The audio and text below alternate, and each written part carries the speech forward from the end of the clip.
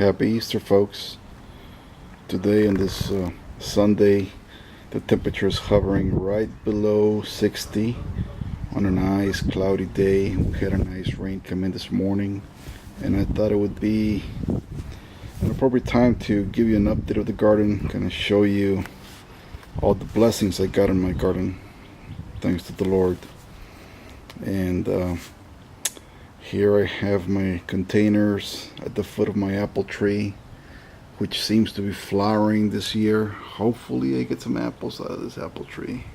It's got some really nice blooms going, so hopefully I get some apples. You know, all this would not be possible for all the blessings that we have here on earth, courtesy of the Lord. I count myself among many Christians. I'm not a very churchy type of guy, but I do make an effort to go on Easter, Christmas, and otherwise when I feel the necessity to go to church. But I do believe in Jesus Christ as being the Lord and Savior. Anyway, here we have some chard on containers that has been taking a beating by the little cabbage fly caterpillars. It'll recover hopefully. And things are starting to sprout. I think I have some peppers, I believe, here. I have an okra plant here. I cheated on this one a little bit. I bought it from the store because mine were looking real pathetic. So, yep, not everything I grow comes from the seeds. Here's a lot of these did come out from seed, and these are Marigold. And I'm going to take it over here. The persimmons is looking nice. It's impressive how a few weeks makes a difference. All these trees were real shy, and they made sure not to put out a single leaf until they were very sure that there was not going to be any more winter coming along. So here's the persimmons. The peaches also bloomed mid-March, and they've dropped all their blooms and they're setting fruit as we speak. And this bed here, I have my herbs down here. I have some lipstick sage, which blooms beautifully. It's real decorative. And I got some thyme and some chard on the back that, well, just grew there. And some rosemary, more sage. Moving along to this bed. Remember I told you this bed I had just scattered a bunch of seeds just wherever they fell? Well, look at, they're all starting to come out. Of course I got some onions and garlics in here as well, but here I got some kales and a lot of spinach, little spinaches. So all this is ready to eat. I haven't started eating it, but all this is ready to go into the salad bowl. And it doesn't matter, just cut a leaf or two from here and there, and we make a good size salad and let the rest of the plant keep on growing. I have some nice little garlics coming out here. Look at this. And those lettuces there, although they look like I planted them like that, they were all volunteers, so I don't know how that happened. But the garlics I did plant there, so they're coming out nicely. As you can see, there's a lot of little things coming out on this bed that I planted. And some of it, all these kales are going to seed already. I'm going to let them stay there, go to seed, and just drop their seeds in the bed. The Swiss chard, they are fully recovered from the winter storms that we had. Look at them, like nothing ever happened. I tell you, man, this is the best crop ever. It is just amazingly strong. This bed here, well, here's my grapevine, starting to come out nicely. Also very shy. It didn't take any chances with Old Man Winter, but once it started putting out leaves, it just went crazy. And down here I took a lot of the seedlings that I had planted on trays, and they were kind of wimpy looking, so I said might as well just they're gonna die or they're gonna survive, and I stick them in the dirt, and they seem to be doing okay. They haven't died so far, so I expect this area here to fill in nicely because I have mostly kales and some Swiss chard, I think. Some strawberries back there. And here's the Old Man cherry here. This guy, all he does is blooms, but I never get anything. I think I need another cherry to pollinate it. So he's doing his part by blooming, but I don't think he's finding an adequate pollinator. So I might just plant another cherry tree right between here to make him give me something. And here's an apple tree. This is a gala. I don't think this, he may flower. It's interesting because this is a gala tree, just like the first one that I showed you, and this one has no flowers yet, so that's something of pollination there. So we'll see how that goes. Here's another little, I cheated a little bit here, guys. Yeah, I put this little pepper from the store and this little tomato because my tomatoes will look real wimpy. I'll show them to you in a while. And here's the fig tree. Hasn't set a single leaf out there, but I know it's green. He's just being even more shy than the rest. Here's the other apple tree. This one I think is a golden delicious, and this one has a beautiful bloom right there. Look at it. And here I have some volunteer lettuces, and of course I got my potatoes, which I've been doing some videos on. They're growing very nicely. No pests so far. Cross my fingers. There we go. Look at all the nice potatoes. You know, this big pot here, I thought it was going to do great because it was bigger. Not really. I mean, potatoes are taking their dear old time coming out of this one for some reason. I have no idea. But the ones that are definitely doing the best are the ones in the raised bed. I mean, I've always believed that when you take something out of the ground and you put it in a pot, you're truncating its size, its productivity, everything. At least that's been my experience. And this kind of proves my point, or validates my theory, that things that are in the ground or in a big bed like this one, they tend to do a lot better. So I'll take that as a lessons learned. And I'll also show you, I mean, remember I had some lettuce growing in little containers and this and that, and all that died. To me, I did not have the patience to pamper it like I should have. And sure, they can come to be something, but ultimately they require a lot more attention than I'm willing to give a plant.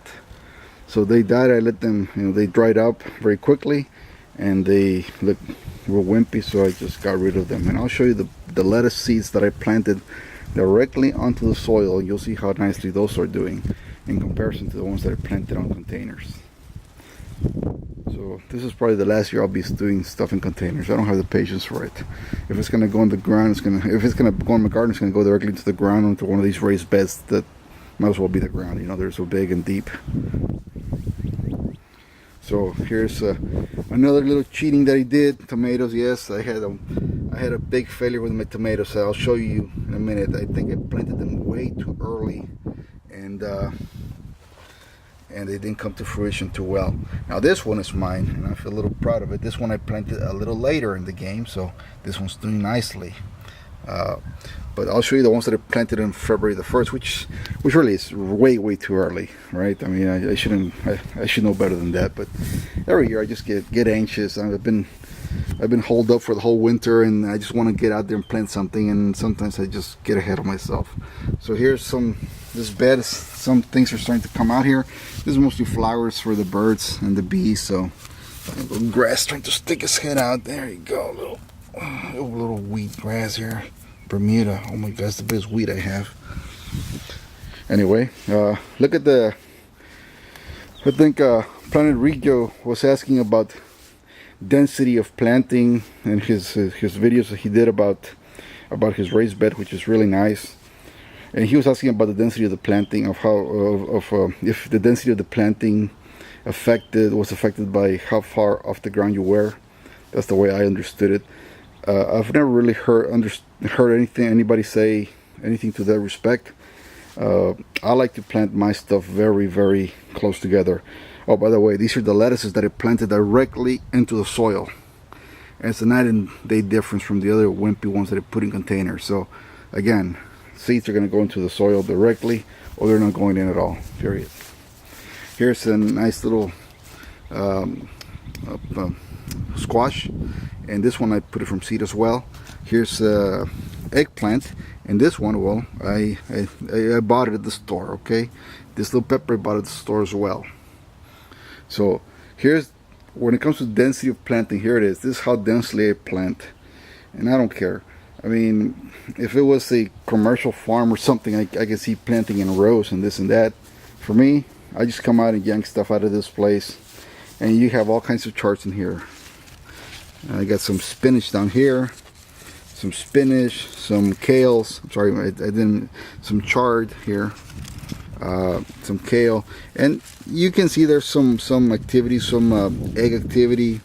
Like I've mentioned before in other videos, I mean, the easiest way to get rid of pests is to eat frequently from your garden. Don't let those little pests get in the way. Here's another one of my little tomatoes. Here's some nice spinach. And see, when they're too close together, the only drawback that I've seen to planting very close together is that in high density areas, well, you get some areas that don't get much sun, much ventilation, and that's a sure recipe for pest. You know, pests are somewhat, they have like a love-hate relationship with your garden. You know, they go after, or more or less, gardeners have a love-hate relationship with pests, but pests really go after the weak stuff. If they see a plant that has low light and it's kind of weak, anemic, they're gonna invade. They're gonna attack that first. When you have plants that are like this one here, you know, it's rather healthy in the back. There's no pest attacking it. But if I go deeper in here, like if you kind of, you see, look at this. This one looks all wimpy. It's been probably has some eggs underneath it from caterpillars. See, so it's just a balance in nature. I think that the pests will attack, just like you see in the Serengeti, the lion is attacking the weak prey, the weak cow or the weak gazelle. So do pests. They come and attack the weak parts of your garden. So, and those are basically where you have less sunlight, less air circulation. So, if anything, to answer Rigo's question, long drawn answer, is that planting density does affect yourself a little bit because you get less air circulation and sun into some plants and you may get some pests. That said, the strongest will survive, and it will keep on going like that. I mean, so all you have to do, come and eat frequently. Sometimes you see a plant, like this one's pretty healthy, but sometimes you see a plant that has some eggs in the back. Just take them off, wash them off and eat it. It's not going to do anything. See, you see there's a slight little pest right there, some eggs. The moment you take that off, shake it, rinse it, and you can eat it, and that's it. You know, that's your pest control. You're the top predator in your garden. Okay.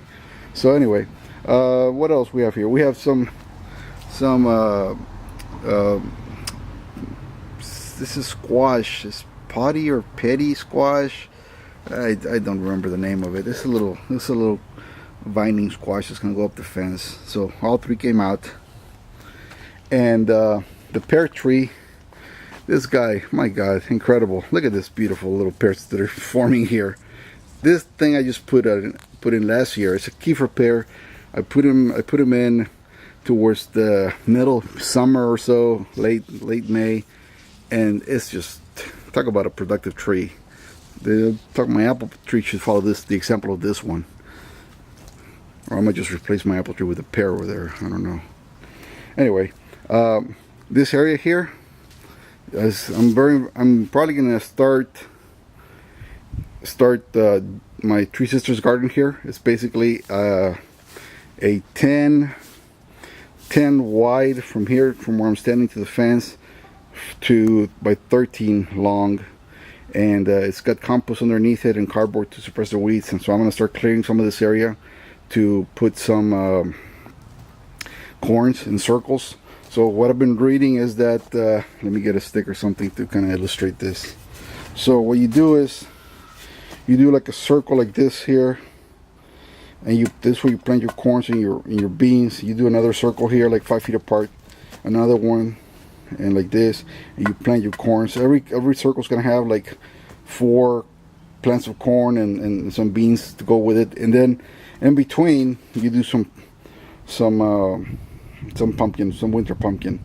So really you end up with about 7 circles, and I'll probably show you once I have it done.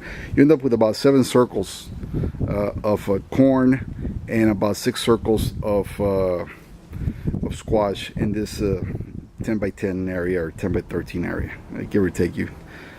But that's what you end up with. So it's not like a row-based system. It's more in circles. They say that increases pollination. This is just, I really have never planted corn or squash in my life before, or beans. So I'm gonna give it a try and see how it goes. And lastly, I got my compost piles here. I did some weeding yesterday outside. I dumped the weeds in there, and I need to cover them with some dry material. And that's about it, folks. This is, I believe, today's April 15th, 6 or April 6th or 5th. I lose track of time. And spring is already here. We're not gonna get any more cold or winter. This is just a beautiful day today, but it's not even close to being cold. It's just about 55, 58 degrees. So it's nice. Thanks for watching, and enjoy the rest of your Easter day. And, well, God bless America. Good night.